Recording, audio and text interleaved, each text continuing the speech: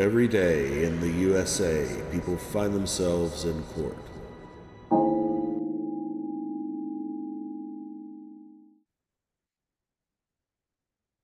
All right, good afternoon to both parties. If you could please unmute and just turn your video feed on for the time being. Thank you.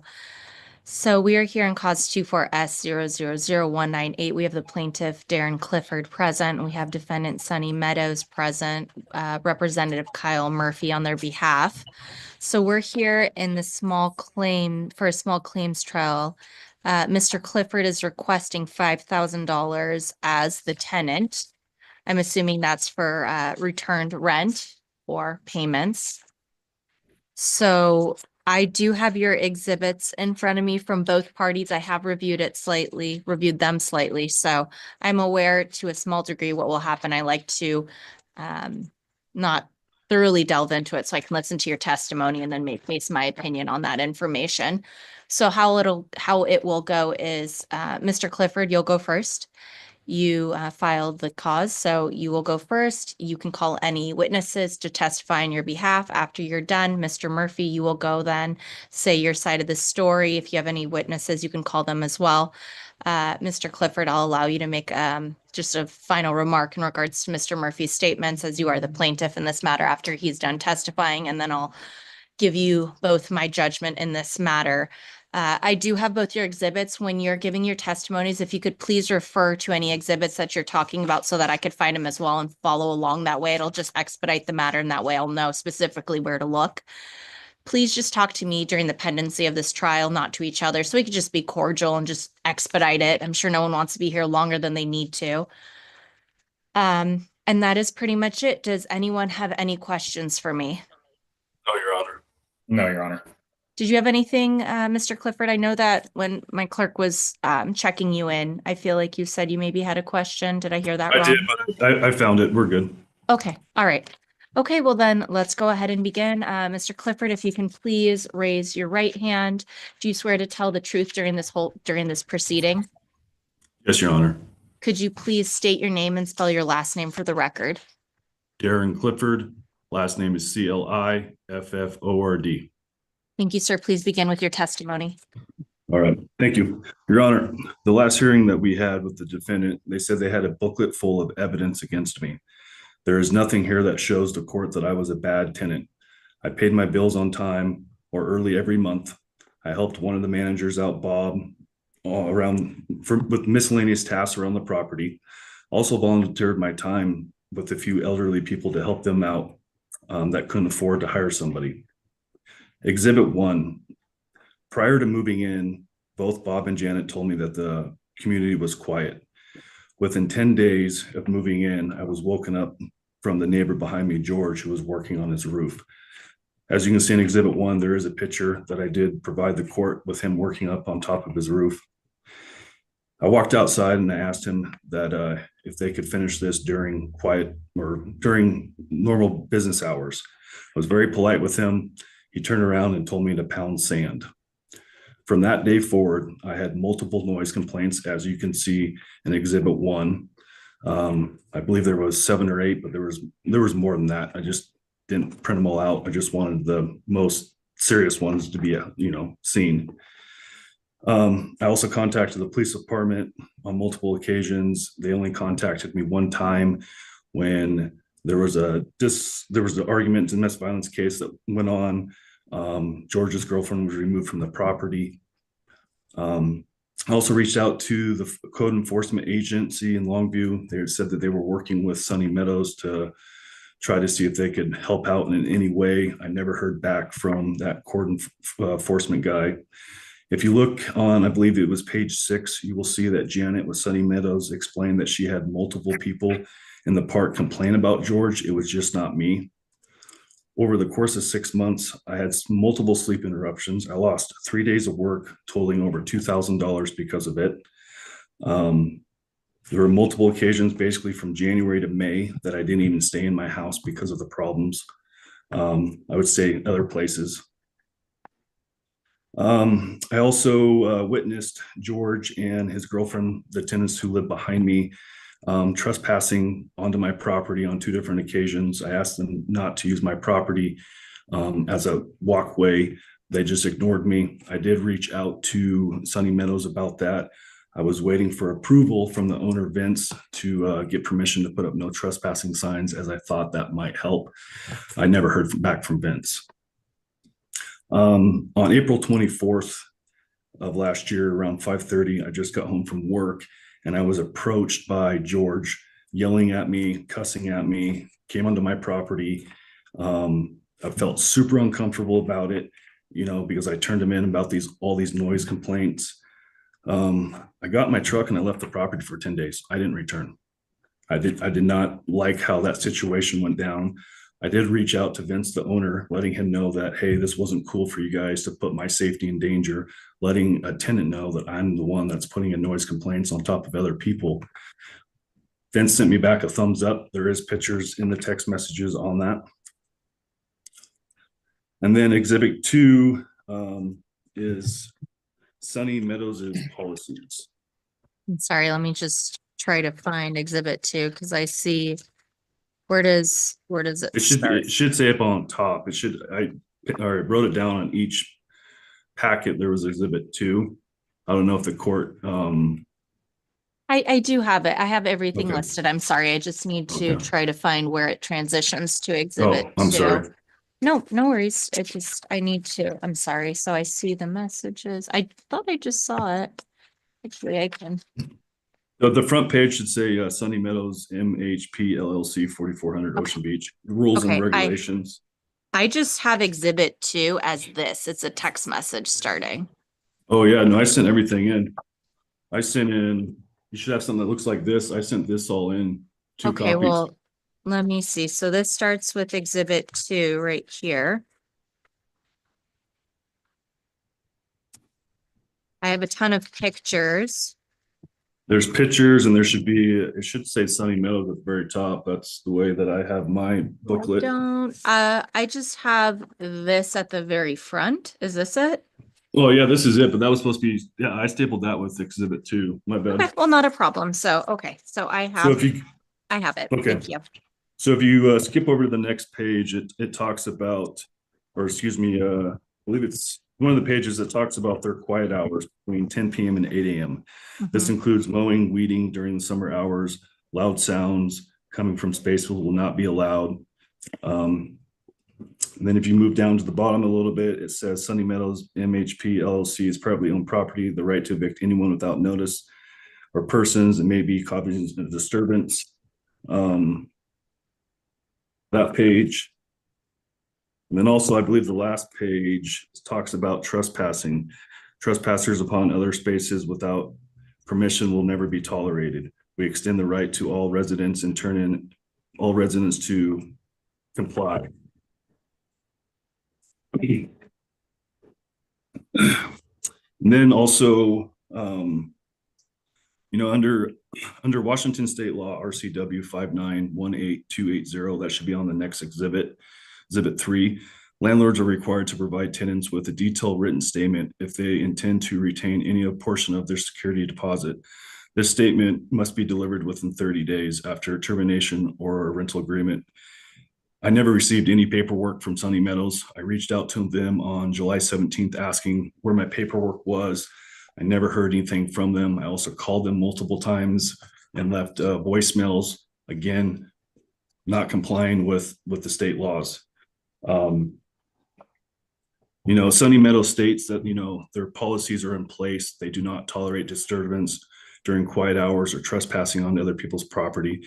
It clearly shows that Sunny Meadows broke their own policies, which caused negligence on their part in breaching the contract that we signed. They did not protect their policies that they have written. Also regarding some of the pictures, they told me that I could use their lawnmowers to mow the grass. Bob said that he would leave that stuff in a shop next to my house.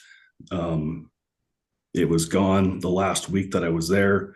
So I wasn't able to mow the lawn. Also, the planter boxes that were on the property prior to me moving in.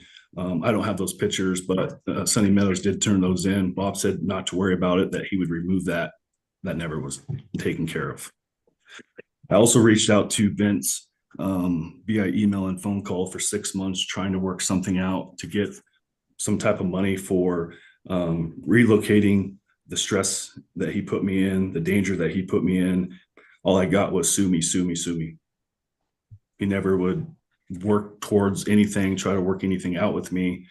There was 1 month where I did ask him to reimburse me a couple $100 if we continue to have these problems, and he told me no.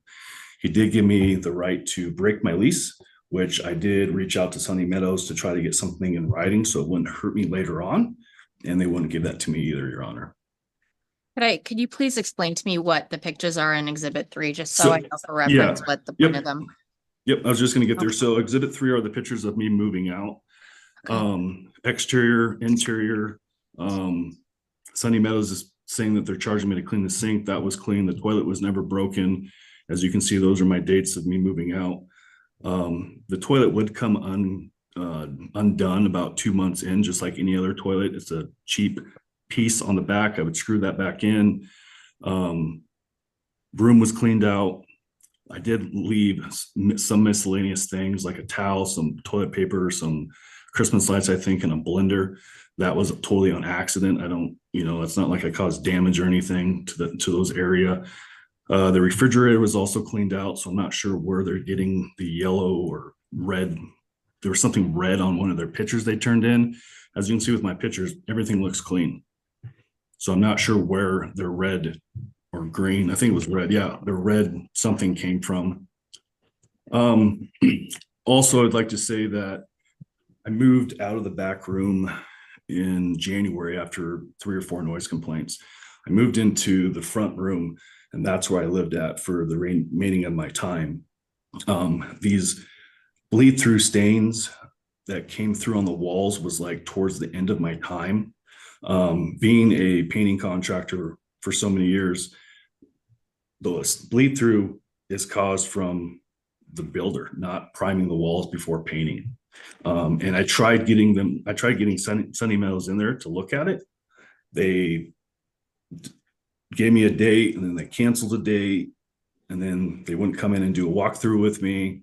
So, I mean, that's it. I mean, that's pretty much all I have, Your Honor, is, multiple policies they broke, RCW laws that they broke. They didn't keep up to their contract.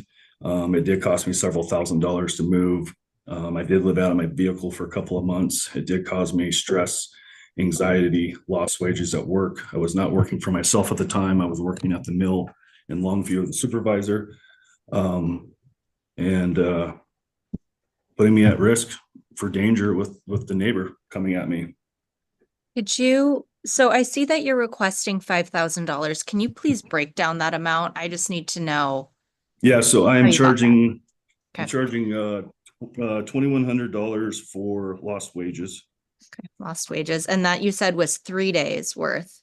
Yes. Yeah, it was salary, but it came out to 3 days because I lost 3 days. I worked 4 days on, 4 days off. So I was only able to work 1 day of my shift. And the reasoning why you weren't able to work those 3 days? Sleep interruptions, constantly getting woken up from the homeowner or the tenant behind us. Why would that be 3 consecutive days? Couldn't you? Well, it wasn't like in a row. Okay. It was over several months. Okay. It was over a 5.5 month period where I lost a total of 3 days. Okay, thank you. So that's $2,100. Where is the rest for the $5,000? So the rest is the deposit, which was, I believe, $500. So that's $2,600, and then the rest would be relocating fee for. I lived out of my truck for a month and a half. I couldn't find a place right away, and then also for stress and anxiety. It caused me. I had so many up and down blood pressure stuff, anxiety, stress. Okay. I'm looking at $2,800 in moving cost. 2,800. Are you in moving costs? I'm sorry, that doesn't add up.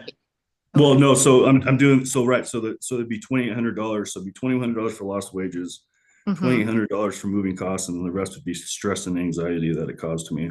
Okay, yeah, because I see 5,000 minus the 2,600 would leave the 2,400, obviously, okay. Okay, all right. All right, so I do have that. Are you done with everything you wish to present right now? Because we can either listen to any witnesses if you have any, or we can move They on were, to Mr. yeah, no, they Murphy. weren't able to make it today, Your Honor. So that's all I Okay. have to say. All right, so we then will just move on to Mr. Murphy, and then you could add some statements after his testimony as well, okay? All right, so Mr. Murphy, if you could please raise your right hand. Do you swear to tell the whole truth during this proceeding? I do. All right, could you please state your full name and spell your last name for the record? My name is Kyle Evan Murphy, last name Murphy, Murphy. Thank you. Please begin with your testimony.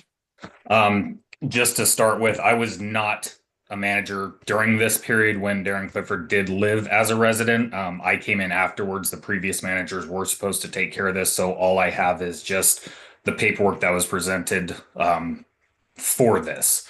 Okay. So in the rental agreement and addendum, second exhibit 2, I believe, page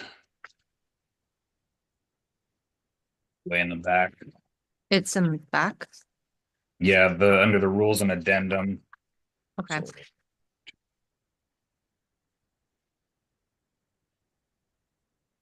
Do apologize. They didn't number these properly for me. That's fine. It's actually the very last page, the addendum for monthly rental units. Should look like this. Sorry, don't know how No, to. that's completely fine. I see a few addendums, so I'm trying to just make sure that I'm on the.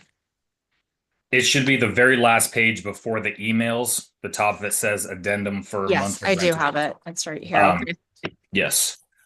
We do show on there that there is a $500 deposit will be used for cleaning and sanitizing carpet, tiny home, and any small repairs needed. Cost for cleaning, painting, repairs exceeding the deposit will be tenant's responsibility. Okay. And I don't know how, like I said, I came in after all of this. I don't know how they got these numbers, and we have not been able to contact them. On exhibit 6, unit cleaning fees, there's a breakdown of what the previous managers had done to clean the tiny home after Mr. Clifford had lived there and what they had to do to get everything back to living conditions. Issue, I apologize, is that I see they're listed on the front, but then I don't see that they're listed.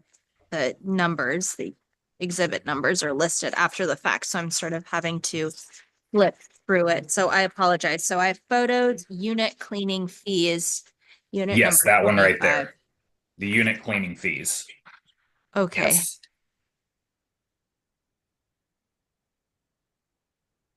Okay.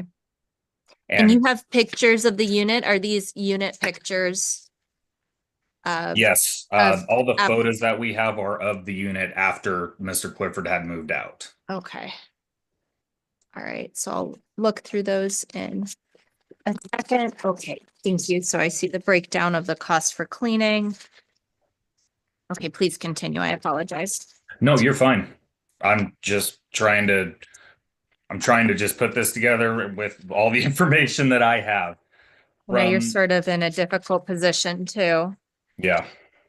From my understanding, the photos that were left are of the property after Mr. Clifford had moved out. Bushes, trees, I mean, that's part of the rental agreement of keeping the property mowed, trimmed, and weed free. And then it gets into pictures of the home, a drain, on hangers. And all I have is the pictures. I was not around. We do have a current tenant living there, so I can't go back and see what it looked like when Mr. Clifford moved out. I'm just going based off of these Mhm. pictures. The stuff that was left in the drawers, the stuff that was left in the refrigerator. Okay. And those are, as far as my understanding, those are the reasonings behind the list of Unit 25 cleaning aspects. Okay. So And I think that, I- thank you. I think that the issue that we mainly have is the noise complaints and stuff like that, which I don't know how well you can speak to because obviously you were not present during them. But I mean, I think that the $500 deposit is just a small blip in the 5,000 being requested for the lost wages from the 3 days for lack of sleep, and then the relocating fees and the stress, which is, subjective, but I mean, I guess that's what mainly would need you to speak to in regards to. our rules and regulations have changed just a little bit from when Mr. Clifford was living here. They haven't changed by any exorbitant amount of standards, but Mhm. we have been, I know this has nothing to do with it, but we do have steps that we have to take in order to actually get rid of tenants. We can't just say, hey, leave, you have to go. There are laws that are protecting them. We have to go through 10-day notices, numerous ones of those. We have to go through the court system. We have to give them the opportunity to correct their mistakes without just saying, okay, you need to leave. I don't know if there were any notifications or notices sent to George. I know that now I haven't heard any complaints in regards to his activity or anything that he's doing by anybody in the park. I'm not saying that those weren't there at the time when Mr. Clifford was living there. Yes, there are things in the rules and regulations that state that when Mr. Clifford was here, that we will evict anybody that is making noise or that's trespassing on your property. Unfortunately, we cannot just say, hey, get out. It's not, we are not allowed to by law. We're required to give them the amount of time to be able to fix their issues. Mhm. And in regards to uh, breaking the lease, I know his lease started on the 1st of November in 2023. It was a 1-year lease. He did leave in June 5th of 2024, which was 5 months early from the lease. And I do have an email in the emails section of our information, page 1, 2, 3, 4, and 5. On page 5, an email from Sunny Meadows to Darren Clifford dated May 5th of 2024. Hello, Darren. We received your typed notice dated 4/25/24 to move out of the unit 25 by June 15th by 8 p.m. As approved by Vince O'Neill, park owner, your request to be released from your annual lease will become effective on June 16th.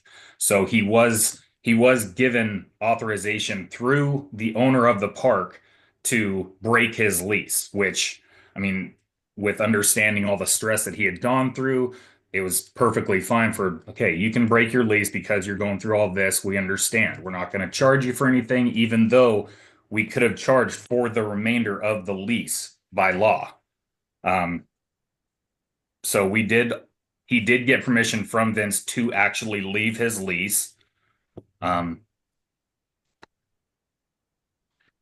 I've got letters that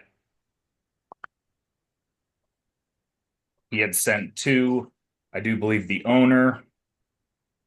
I don't have any correspondence or anything. Yes, Mr. ma'am. Murphy, may I please just ask, so what was his lease amount how much was he paying monthly? It was $1,100 a month just for the base rent, plus any utilities on top of that, which included water, sewage, garbage, and storm drain.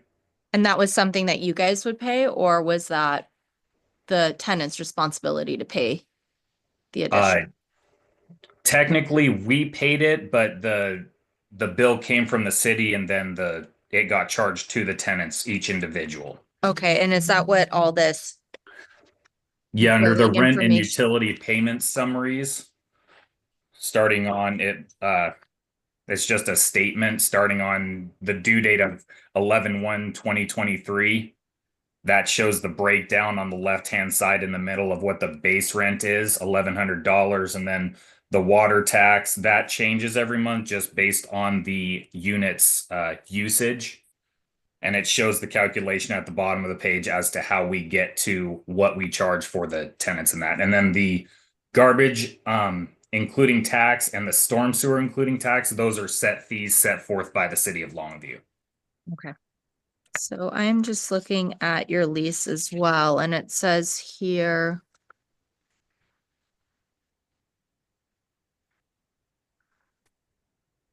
There's late fees. Where in regards in this contract does it say breaking a lease, what you would be charged? Yes, rules and regulations, setup. Optional. I'm just trying to see where in the lease does it say what happens if they break the lease early? I'm not sure if we have anything in our lease that state anything about breaking a lease, because this is the first rental unit that we have had in the park, from my understanding. So they just used a normal ownership lease, like all the residents who actually are owner occupied homes. It's the same lease that they use at the same time. Okay. So I'm trying to see, is there? Okay, so it does say it's ending on the last day of October 2024. So it Correct, did yes. stay, and you're stating he left 5 months early, correct? Yeah, his move out date was the 5th of June, 2024. Okay. It's a 1-year rental agreement. Okay, responsibilities, subletting assignment, holding over, termination. At least 30 days. Okay, so I think actually in subsection 10, it's termination, eviction, waiver of non-payment of rent. Yes. That could actually be applicable to the lack. Okay, so essentially $5,500 was credited to Mr. Murphy for not having to pay those last months if you're solely looking at the monthly fees, the rental price. Because he left 5 months early, correct? It's $1,100 a month. If you're not including any of utilities, it's $5,500. Correct. Of pretty much rent that wasn't requested.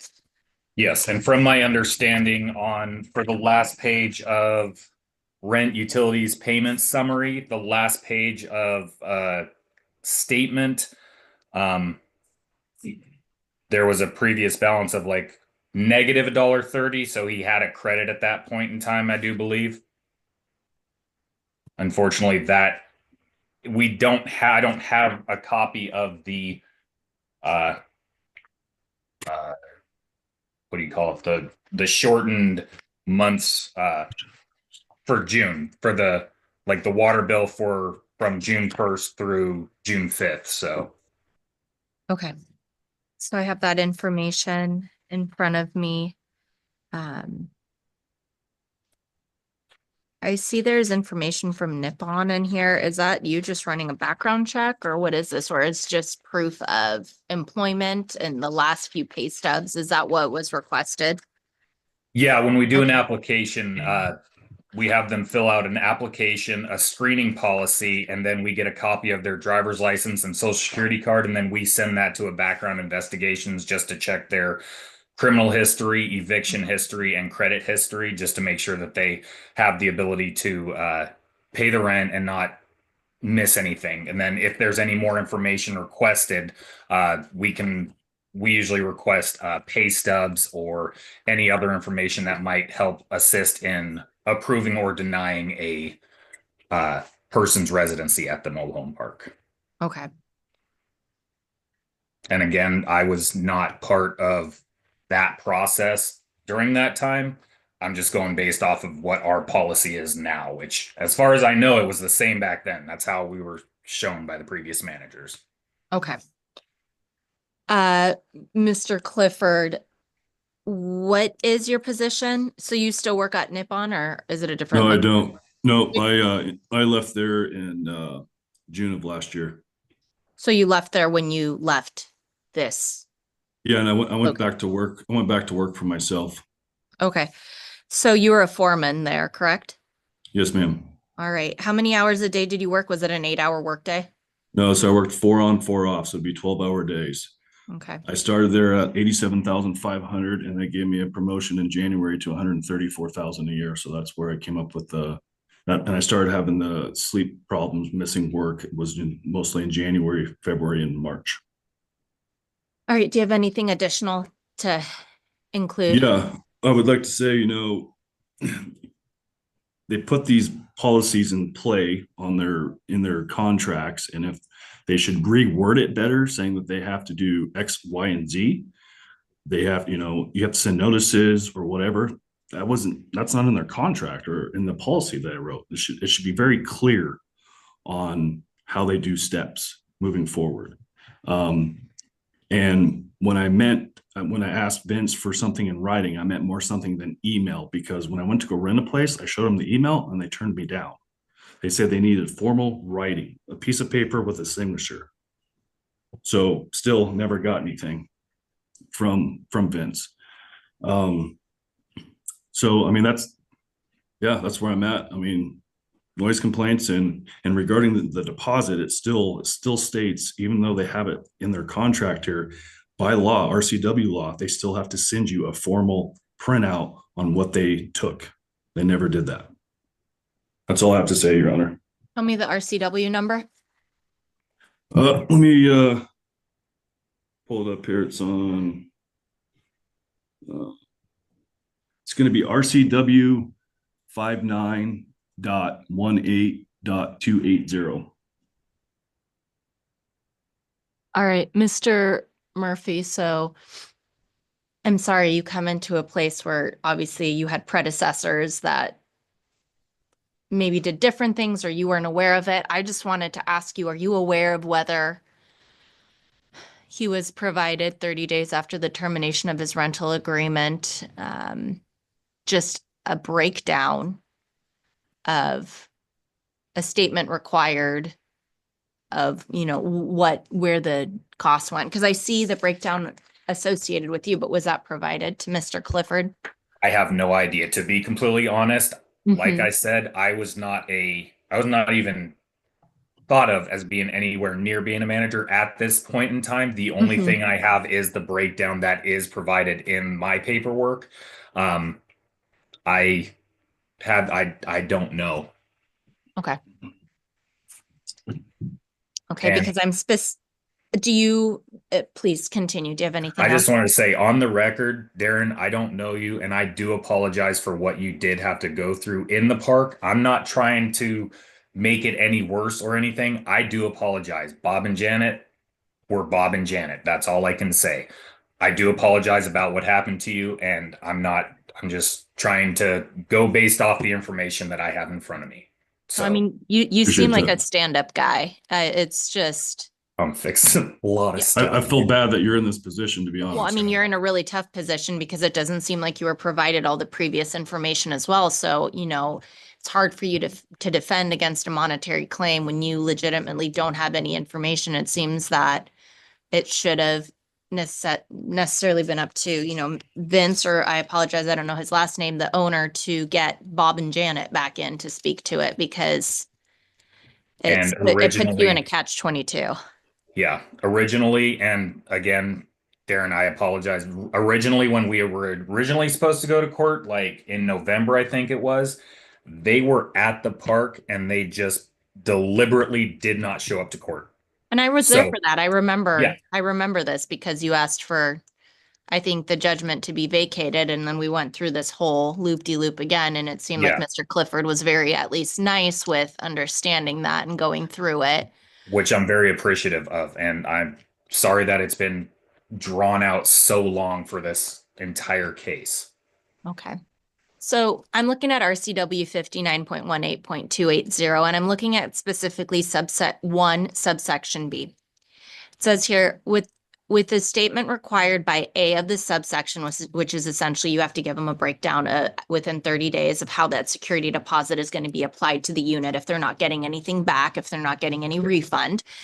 It says the landlord shall include copies of estimates received or invoices paid to reasonably substantiate damage charges. Where repairs are performed by the landlord or the landlord's employee, if a deduction is made for materials or supplies, the landlord shall provide a copy of the bill, invoice, or receipt. So then we're going to look at section 2, because unfortunately you just don't know if it was provided.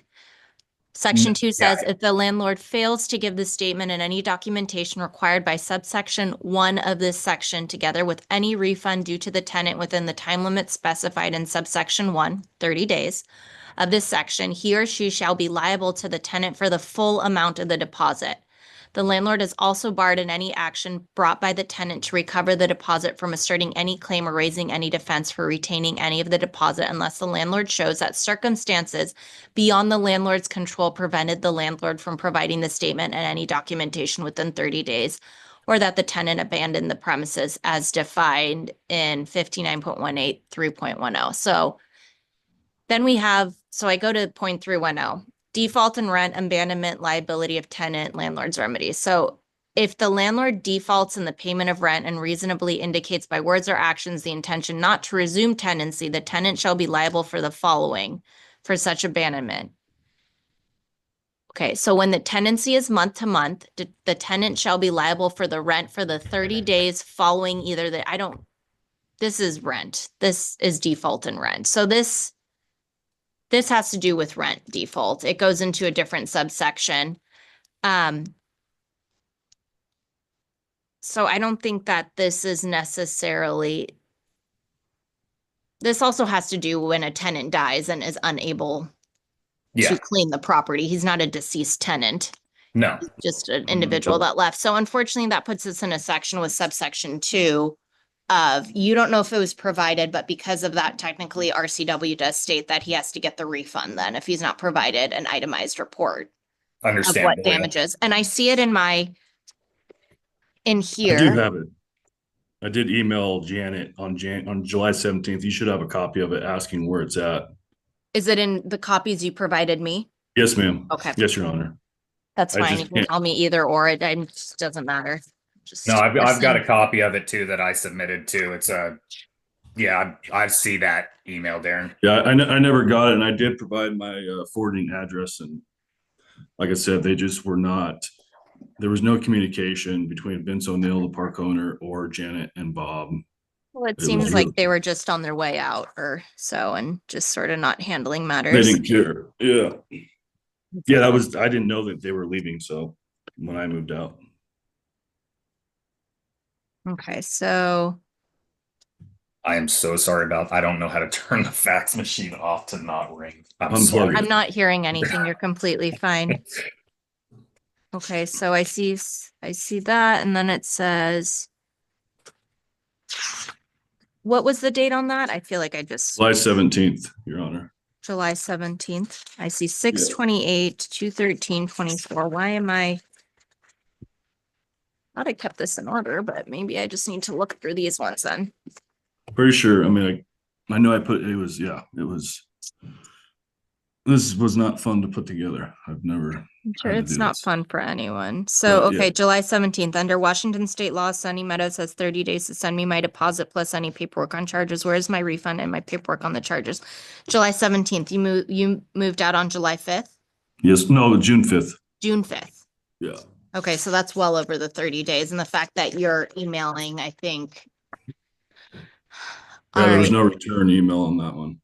Okay, so as we go through this, if you guys are okay, I'm just going to walk through my judgment, slowly rolling through everything because I'm going to give you all that information. So based on RCW 59.18.280 in regards to the statements required of funds removed from a security deposit that must be provided within 30 days to a tenant, would they leave? There's nothing in here specifically that says this doesn't apply to someone who breaks their lease early. It just says within 30 days it must be sent to them. Unfortunately, Mr. Murphy, you aren't able to speak to it. You weren't the property manager at that time. However, the fact that we have Mr. Clifford stating that, I didn't receive it, and both parties have an email from July 17th stating, I don't have it yet. Could you please send it to me? That's well after the 30 days pursuant to RCW 59.18.280, Section 2 would apply, where given the fact that he wasn't given the statement and documentation required by subsection 1, he would be able to recover the deposit in this situation. So he will be able to, so Mr. Clifford, you will be awarded the $500 back pursuant to the fact that you didn't get an itemized statement as to how that Thank you, Your Honor. would be broken down. So then I'm going to keep going forward. So in regards to lost wages, my issue is you did not provide. I know that you said that you missed 3 days. They weren't consecutive. You did say that they were 12-hour days because you did 4 on, 4 off. I don't have anything that has your current wage. All I have is from Mr. Murphy of the pay stubs that you did turn in Okay. at that time. So all I have right now is that you used to work at Nippon, you were a foreman, and your pay rate was 42.0673. That's all I have to go on. Okay. And it's a saving grace that I have this, because had this not been provided, I would have actually had to deny it, because unfortunately, without documentation, there's a lot of subjectivity that people try to state, oh, this is my pay rate. And without actual paperwork, I cannot award that. No, I because understand. I understand. there's Your Honor. individuals that sort of lie about it. Not that I'm saying you do. Please don't take No. that as I am. No, I totally get it, Your Honor. So all I have is the 42.0673 as a pay rate that you had at that time, and the 12-hour days that you said that you missed 3 of. So essentially that would provide you $508. 42.067 times 12. So you would have, times 12 times 3. Times 3, yeah. $1,514 and let's say 41 cents, because we're not going to round up the 2. So that's what you would, $1,514.41. That is 12-hour days, 3 of those days times 42.067. Yes, ma'am. So that would be the only amount that I would be able to award you. I apologize that you're asking for $2,400 in relocating fees, as well as anxiety stress. That is subjective without specific numerical values attached to them. I understand that Okay. would be the difference between 5,000. I can't award that because there is no actual numerals in front of me that prove, hey, I went to the doctor. This is the stress that ensued. This is what I need to be paid. I don't see any paperwork for relocation fees. I understand you were living in your vehicle while trying to transition to different housing. That is unfortunate that you had to go that route. Unfortunately, I can't give you that money without any concrete No problem. documentation. Yeah, I get it. So then what we have to go on is the contract that was signed, that was provided by you in regards to noise complaints, disturbances. I think that what was unfortunate for Sunny Meadows situation is that we do have that messaging from Janet saying, this has been a common issue. Let me make sure I specifically state it. It was from February 13th, 2024 at 4:38 p.m. that says, I am very sorry you continue to have issues with him. I have other complaints about him. I have sent several notices to comply. I will have to take further action. Bear with me, please. It will be handled. I think that's a very straightforward message. I think it shows that there have been issues at that time. Janet was dealing with it at that time, that something was going to be done. Obviously, this is February 13th. Nothing happened at that time. So I think that shows that there was an issue. Nothing was essentially resolved. I think that is counterweighed by the fact that you were allowed to break your lease 5 months early and you weren't charged anything for that. Now, my issue is I think that would be a valid counter to your lost wages, if there was a way for Sunny Meadows to prove that those 3 days that you didn't work were, let's say, after the fact they let you off the lease, but there's no way to prove that. And your statement is that you actually were unable to work those 3 days while you were still a tenant at Sunny Meadows. I think based on the fact that there is ample documentation of noise complaints, I think that you have provided valid proof that there is a quiet time that needs to be maintained, that non-operating vehicles have to be stored in the park. Supposedly George was working on a vehicle in his yard. Presumably it was there for longer than 7 days. I don't know what you're talking about, no furniture other than patio furniture. Assuming you're saying that's what George's issue was, but all I see are pictures of him on a roof banging around and working on a vehicle. And pretty much Janet saying that she agrees it is an issue. There have been other issues with him. She's working on it, but then nothing was ever concluded from this. So in this situation, I think that you will be awarded the $500, and then I will award you the $1,514.41 because Sunny Meadows did not follow the rules and regulations that were part of their lease that both the manager signed on 10/29/23 and that you signed as well. So both were aware that those were policies that needed to be enforced at this location.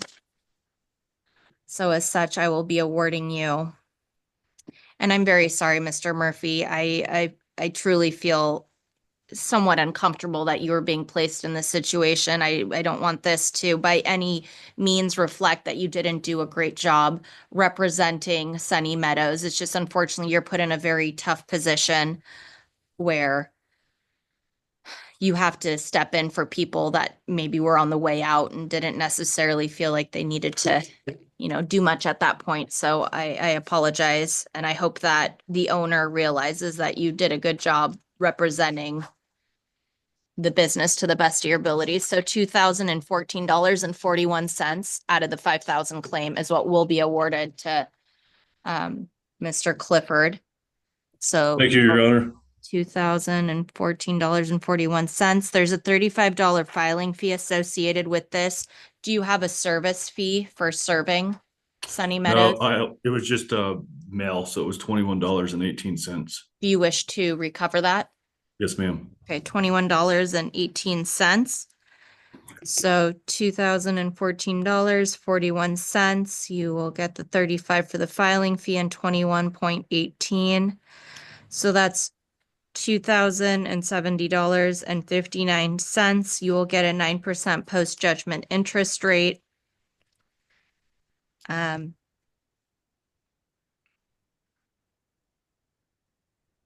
so that is the end of that. I will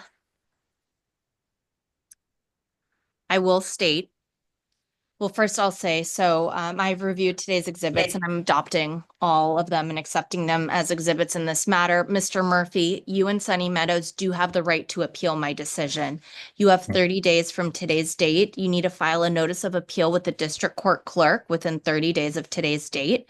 A superior court judge will review my decision and they'll decide if I made the correct decision or an incorrect decision. It'll be inclusive of today's testimony and exhibit. So there can be nothing outside of what was included today. Okay. I will say though that this only precludes the matter of what was requested today in regards to lost wages and the deposit. This has nothing in regards to months of rent that you let the defendant let the plaintiff not pay. So I just want to make it clear that this doesn't bar any other claims because sometimes people get confused with that. No, I completely understand. May I ask one question? Of course. With the total of $2,070.59, Yes. and then the 9% post judgment, is that on top of that, or is that I'm not used to the whole court stuff, so I don't know what that means. So it is very confusing, and honestly, it still boggles me a little bit. From what I understand is small claims is just this monetary machine where I can give a plaintiff a piece of paper that says, this is how much money the defendant owes you. Okay. I by no means can assist with the reimbursement of those finance or of that request. Mhm. But I believe after 30 days, if payment is not made or some kind of payment plan is Okay. not set up, So then then it's a if a 9%. plaintiff seeks outside help, then that would possibly impart the 9%, because I don't understand that, because this could last forever and there's no way the court would be involved with the 9% post-judgment interest rate. But I think it's if an additional, like a collections agency, a lien agency, if someone starts doing stuff like that, I think that's where a 9% would come in. Okay. So that's just my understanding. But no, right now you are not being charged on that. Right now it's just $2,070.59. If it Okay. gets to the point where some kind of collections method is used, I think that's where 9% would be imparted. So 30 days from today's judgment is when that would need to be paid before that 9% starts? No, Okay. no. So it is, so that's what I mean. That's why, I think that's what's confusing. People come to small claims court and they're like, yay, I got this money, but I don't have anything to do with this anymore. I I'm understand. out of the picture. I'll just I'm send you guys another letter again, like I did last time. I Okay. think, yeah, what it is at this point, Sunny Meadows and Mr. Clifford just need to work together to figure out how to get that money to him, either via a payment plan, either. I'll And that's email you just my how it address, works. Mr. Yeah. Murphy. All Yeah. right. Like I did Yeah, last please do time. that. Yeah. Yeah. So I think that's all that it would need to be. You don't have a timeline. What you need to do is just work with Mr. Clifford on that. So there is no I'm- deadline, no timeline, just open You have 30 communication. days though to pay, or otherwise it goes up, right? Well, now that I'm in charge here as a manager, I'm taking care of this immediately. I'm not letting this stuff slide. So if you go to the Cowlitz County Court website, small claims, and this is actually very nice for me to just have a refresher because come from the criminal side of things. So if you look at the small claims, it says, how do I collect my money? If you go to literally the Cowlitz County Court and then small claims section, if you go towards the bottom, it says, how do I collect my money? yeah. Mr. Murphy. So right there, it says here, if no appeal is taken and the judgment is not paid within 30 days, the prevailing party may seek to enforce the judgment through the collections process, which would include garnishing the defendant's wages or bank accounts or seeking to obtain personal property of the debtor.